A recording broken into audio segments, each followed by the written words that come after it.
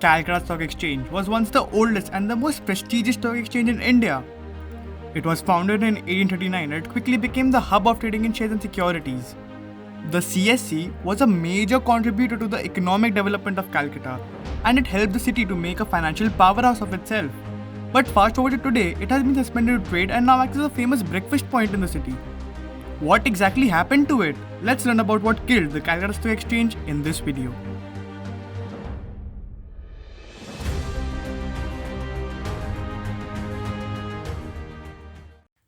Though the buying and selling of stocks in Calcutta can be traced back to the early 1800s, there was not a code of conduct or a permanent place to execute trades. It is said that stockbrokers convened the shares by a neem tree on a location. The CSE was established on 1st December 1839 by 16 of Calcutta's leading stockbrokers. The exchange was initially located in a rented room in the city's business district, but in 1928 the CSE moved to its current building on Lions Range.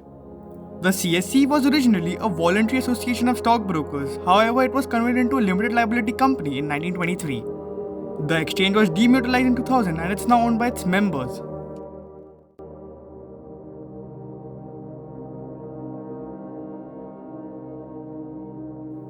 The CSE's early years were marked by rapid growth. The Indian economy was booming and there was a lot of interest in investing in stocks. The CSE was well positioned to capitalize on this growth and it quickly became the leading stock exchange in the country. The CSE reached its peak in the 70s and the 80s. During this period, the Indian economy was growing at a rate of over 5% a year, and there was a lot of excitement about the stock market.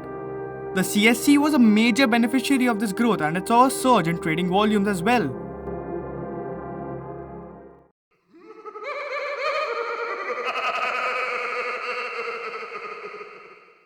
One of the key figures in the CSE's success was the Bombay Bull aka Ketan Parekh. Parekh was a flamboyant stockbroker who is known for his risky trading strategies. He was also a master of media manipulation and he used his public profile to promote the CSE. Parekh was born in Mumbai in 1955. He studied chartered accountancy and then started his career as a stockbroker in the early 1980s. Parekh quickly made a name for himself as a successful trader and he was soon one of the most influential people in the Indian stock market. Parekh's trading strategies were often risky, but they were also very successful. He would use borrowed money to buy shares and then he would sell them at a higher price. This allowed him to make a lot of money very quickly, but it also left him exposed to a lot of risk. In the 1992 scam, Parekh's trading strategy backfired. He lost a lot of money and he was forced to default on his debts. This led to a panic attack in the stock market and the CSE share prices also plummeted.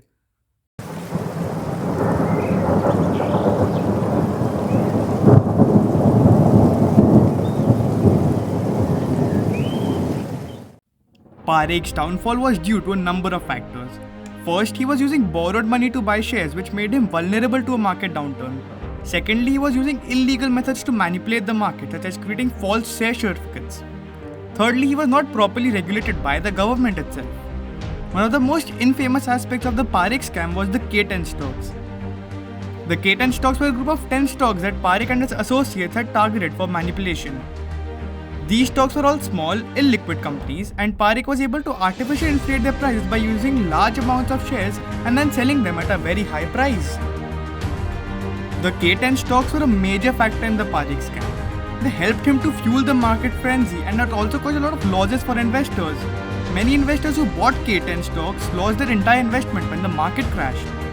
The K10 stocks were also a major embarrassment for the Indian stock market. They showed that the market was vulnerable to manipulation and they led to calls for a stricter regulation. The Parekh scam was a major event in the history of the Indian stock market. It had devastating impact on the CSE, which led to a loss of confidence in the market. The scam also highlighted the need for a stricter regulator for the stock market. As the dust settled in the wake of the Ketan Parekh scandal, SEBI took swift and resolute action. Deeply concerned about the integrity of regional stock exchanges, including the CSE, SEBI made the challenging decision to suspend them temporarily. This bold move aimed to curb unethical trade practices, restore shaken investors' confidence, and introduce a new era of transparency to the financial markets. The suspension of the Calcutta Stock Exchange and its regional counterparts had far-reaching consequences. It marked a pivotal turning point in the Indian stock market's regulatory landscape, promoting an overhaul of existing systems to prevent future manipulations. SEBI worked tirelessly to strengthen the oversight, enact stricter regulations, and promote transparency in stock trading, thereby reshaping the financial sector for better. The Calcutta Stock Exchange's journey from its humble origins to the trials of the Ketan Parikh era remains a vivid chapter in India's financial history. While it faced adversity, it also paved the way for a more robust, accountable, and trustworthy financial system.